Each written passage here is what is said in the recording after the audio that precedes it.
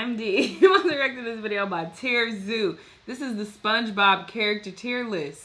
I've never reacted to any of these tier videos, but somebody told me that they're pretty good, they're pretty interesting. So we're gonna see how they're going to rank the SpongeBob characters.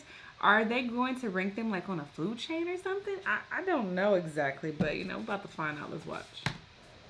This video was made in partnership with CuriosityStream.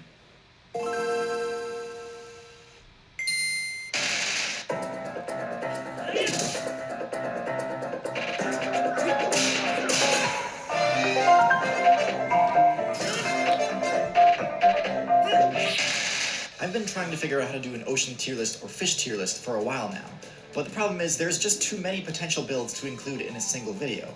So what better way to do it than to artificially restrict the scope of the video to the most well-known fictional server of all, Bikini Bottom. While not a real place, the characters are based on real animals that have their own special abilities and signature moves, some of which even affect the plot of individual SpongeBob episodes. So which residents of Bikini Bottom and their real-life counterparts are the best in the current Coral Reef meta? As always, we'll start from the bottom and move up from there. So, in F tier, we have the Underwater Squirrel build. Now, don't get me wrong, I don't think squirrels are bottom tier in the arboreal meta. They have one of the highest mobility bonuses in the game in forests, and their teeth deal bonus damage to structures, making them excellent at bending wooden environments to their will, both in forests and suburbs. But in the water? However, in the reef meta, squirrels are absolutely bottom tier. Yeah. And this is evidenced by Sandy's many obvious difficulties overcoming pretty basic properties of an underwater playthrough. Sandy's powerful regenerating teeth, while normally a major asset, would actually be a huge liability in an underwater playthrough. Not only are they unable to deal any damage when stuck behind a glass helmet, but regenerating teeth eventually start to deal damage to the player when they go unused for a long time. Ew. So Sandy being forced to wear a suit for most of her playthrough is hugely detrimental. The rest of Sandy's stats are solid, but they're contingent more on her suit than anything else. For example, she's got really high defense due to her armor, but a single hit strong enough to crack her armor would easily mean game over for her, meaning she essentially has an HP of 1. Her other best stat is that she's got high intelligence, but there are far better intelligence builds to play in the reef meta, so her tier placement remains low. I don't want to waste too much time discussing the Underwater Squirrel build, since it's the most unrealistic build in Bikini Bottom, so let's move on to D tier, where we have the Ocean Snail build. Now, there are ocean snails that I consider high tier, like the cone snails, which have venomous spears. However, it's pretty clear that Gary is not one of these, and is instead a much more basic jack-of-all-trades style snail. Right. Sea snails have exceptionally high defense levels, but not much else. They're nearly invincible while in their defensive stance, except against players with armor-piercing abilities. But, as we'll see, those abilities aren't uncommon in the reef meta, and as a result, sea snails have bad matchups against much of the rest of this list. In C tier, we have the crustaceans, which seem to comprise a large percentage of the Bikini Bottom player base, including Mr. Krabs, Larry, and Plankton. And yes, Plankton is most likely a type of Copepod, which is a small crustacean. All three of these take the basic crustacean build and modify it for their own specific playstyle. Mr. Krabs sticks pretty close to the basic crustacean build, maintaining high defensive stats with relatively low mobility. The crab's armor is great at blocking most attacks, although again, armor-piercing abilities are fairly prevalent in the reef meta, so it's certainly not a foolproof strategy. The crab's claws, while not as powerful as the lobsters, are still great at crushing and grabbing other players, something even Mr. Krabs uses to his advantage at times. The lobster is a more offensive take on the crustacean build, having claws that can deal devastating damage in a single pinch or swing. In the show, we see Larry depicted as the strongest Bikini Bottom resident, and I have to agree, in raw power and for his size, he's number 1. The Copepod, the creature that Plankton is based on, obviously lacks any form of defense and has extremely low HP, being easily defeated by stray blows that weren't even directed at him. The Copepod's best stat would be stealth, which helps Plankton in a lot of his efforts to invade enemy bases, but also frequently ends up hurting him when he's trampled on because he was stepped on by a player that didn't detect him. One special ability I don't see mentioned in the show is the Copepod's team strategy with the bacterium Vibrio cholera, which causes cholera, a damage over time effect that has scored countless wins against entire settlements of human players. While all three of these rank about the same on my tier list, I think it's safe to say that the lobster would win most frequently in a duel with the other crustaceans. But how about crab versus plankton? Countless times, Mr. Krabs is depicted defeating Plankton in battle, but only once is this battle a legal one rather than a physical one. And while I generally agree with the show's depiction of the physical battles, I can't really comment on how a battle would play out if it took place in a courtroom. Who is the man in the suit? Tirzu needs me. Objection! What? Well, the thing about the crabs versus plankton case is how close it gets to real-life law. I should know because I've beaten the bar exam final boss on hard mode in New York and God mode in California. See, a restaurant owner like Mr. Crab can be liable to his patrons if he's negligent. Negligence requires 4 things: a duty between the parties, a breach of that duty, causation between the breach and the harm, and damages. Negligence is judged on a reasonable person standard, so his lack of a wet floor sign is pretty bad.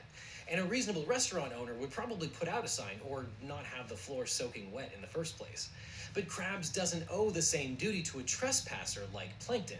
Plankton wasn't there to buy food, he was there to steal the Krabby Patty recipe. Therefore, Mr. Krabs probably didn't owe him a duty and wouldn't be liable to him in negligence, even if Plankton wasn't faking his injuries.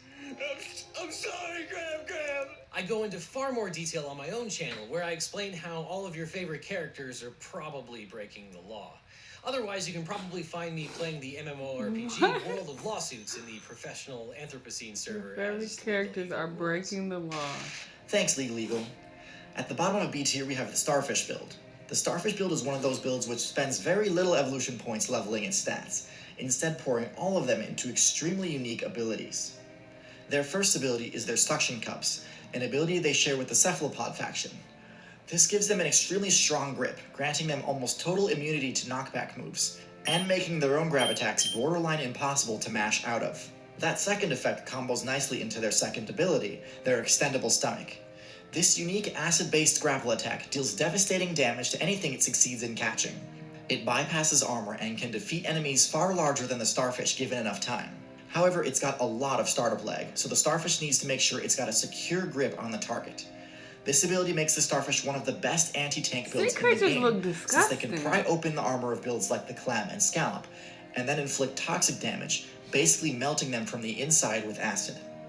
The Starfish's final and perhaps most impressive ability is their HP regeneration, which is stronger than any other health regen perk in the entire game, being able to completely regenerate their HP from attacks that would spell game over for most other builds. As impressive as the Starfish's abilities are, its stats leave a lot to be desired, having an intelligence level near 0 and a mobility level on par with that of a snail. But in the right player's hands, the Starfish build can go much further than you might expect. Next on the tier list is the Sponge build, the easiest creature to play in the entire game. Okay, so I'm not gonna lie, I'm not a fan of the Sponge build since it's a build catered towards the playstyle of literally AFKing. Sponges gain XP by filter feeding and thus don't require any decision making or active attention at all to do well. Sponges have a mobility, attack, stealth, and intelligence stat of 0. They don't move, hunt, think, or hide from their enemies. They just sit there and accumulate free XP from the debris in the water. Since they have 0 ability to react to attacks from enemy players, you'd think they would be easy pickings for everyone, and not fare well at all in the current meta. Normally this would be the case, however sponges are worth negative XP to most other builds, because they've incorporated tiny shards of glass into their bodies that damage players trying to feed on them. Some sponges also have an AoE toxic debuff active, lowering the incentive to attack them even further.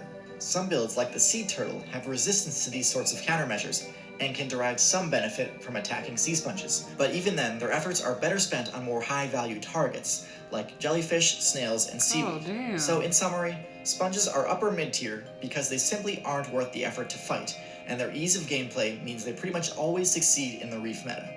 Not exactly a build I'm excited to sing the praises of, but I wouldn't be doing my job if I didn't fairly assess them. In A tier, we've got the Octopus build. The Octopus is a hybrid between a stealth-based build and an intelligence-based one, having exceptionally high levels in both stats. They've got the shapeshift and color change ability that lets them get the camouflage stealth bonus in just about any environment, and their intelligence lets them solve problems using tools and learn new skills by observation. Disappointingly, in the show, Squidward isn't really shown to use the color change ability much. Another thing not shown in the show is that every octopus is at least somewhat venomous. Venom is a powerful tool for taking down prey, and since even a single bite can deal the venom effect for massive damage, Venom is also quite effective for pressuring attackers to steer clear. Their suction cups give them a powerful grip, and to be perfectly honest, the octopus is essentially a superior version of the starfish. In addition to having suction cups, multiple arms, regenerative abilities, and venom, the octopus build also gets access to tons of high-level abilities like tool use, shapeshift, and inkjet. The starfish does have one advantage over cephalopods, in that its lifespan is significantly longer. The top tier resident of Bikini Bottom is... Mrs. Puff? The Pufferfish build is a variant on the basic fish class that spends all of its points unlocking not one, but two separate high-level defensive abilities and one offensive ability, those being the Spike Ball and Neurotoxin on defense and Armor-Piercing Beak on offense. The Spike Ball ability deals damage to the attacker whenever they connect a physical strike on you, and switching to the ball stance also makes bite and grab attacks less accurate against you. This ability is great for countering most of the common threats in the reef meta, and its only drawback is that it reduces the pufferfish's speed while it's active. The Pufferfish build doesn't really care about losing speed, since it doesn't really rely on speed for escaping or attacking, so it's a great trade. Its second defensive ability, Neurotoxin, ensures that builds in higher weight classes can't just swallow it whole without risk too. The Neurotoxin would paralyze any player who actually managed to get past its first line of defense. Honestly, having two separate measures of defense is a bit overkill, but considering the Pufferfish manages to also have a solid offensive capability too, I won't knock it too much. Speaking of, the Pufferfish is another extremely effective tank buster build. It has teeth that absolutely destroy armor, meaning defensive builds like the Clam, Crab, and Snail get demolished in matchups against the Pufferfish. This impressive blend of defense and offense makes the Pufferfish one of the best fish builds in the game, in my opinion, and easily the top tier of Bikini Bottom. It's no wonder Mrs. Puff is shown bodying basically everyone in the show. Hopefully now you've got a good understanding of the Bikini Bottom meta. Damn, that's wild. I would have never thought she was at the top. At the beginning, I automatically thought that Squidward would be at the top, but Mrs. Puff, that's crazy. That is wild. Or I thought they would like pick a shark, because there are some sharks on the show, but they're not like main characters, so automatically assumed that it would be Squidward. But yeah, Mrs. Puff is at the top. She at the top. This was really interesting. I was like really into this. I was pretty quiet throughout because I was just really paying attention, and the clips that he included that really showed how these creatures just maneuvered underwater and how they preyed and all that stuff. It just was really interesting. So this was a pretty cool video. Let me know what y'all thought though. Let me know what other videos you want me to react to, and I'll see you in the next one. Bye.